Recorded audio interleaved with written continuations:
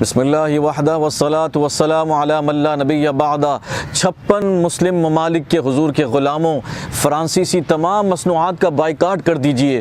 لو brand کے جتنے biscuits ہیں اس کا بائیکاٹ کریں، ٹوٹل برانڈ کے جتنی آئل کی مصنوعات ہیں اس کا بائیکاٹ کریں، بگ شیونگ کی جتنی مصنوعات ہیں اس کا بائیکاٹ کریں، جو پرفیومز کے جتنے وہاں کی مصنوعات ہیں اس کا بائیکاٹ کریں، خواتین کی جو کاسمیٹکس ہیں اس کا بائیکاٹ کریں۔ اگر یہ 56 ممالک کے مسلمان صرف اس مصنوعات کے بائیکاٹ پر بھی متفق ہو جائیں تو مغرب کے یہ حیوانوں کو پھر یہ جسارت نہیں ہوگی کہ ہمارے نبی کریم آقا رؤوف الرحیم کی شان میں بے ادبیاں گستاخیاں کریں، کیونکہ ان کی معیشت پر ضرب لگے گی۔ اور جو لوگ یہ سمجھتے ہیں کہ مصنوعات کے بائیکاٹ سے کچھ نہیں ہوگا، وہ 2 دن پہلے کی فرانس کے صدر کی ٹویٹ اٹھا کر دیکھ لیں۔ BBC کی یہ رپورٹ ہے جس میں وہ عرب ممالک میں اپیل کر رہا ہے کہ وہ اس مصنوعات کا بائیکاٹ نہ کریں، ہماری معیشت کو نقصان پہنچ رہا ہے۔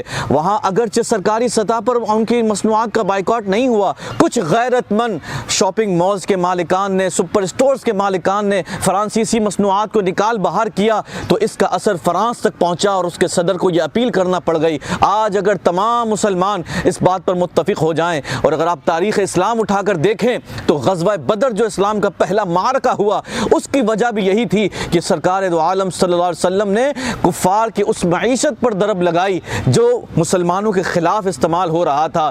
کافروں کا وہ قافلہ جو تجارت کر کے جو مسلمانوں کے خلاف استعمال کرتے تھے، مسلمانوں نے اس قافلے کو روکنے کے لیے جب حملہ آور ہوئے تو پھر اس کے سارے سینیریو میں ایک غزوہ بدر کا معرکہ پیش آیا۔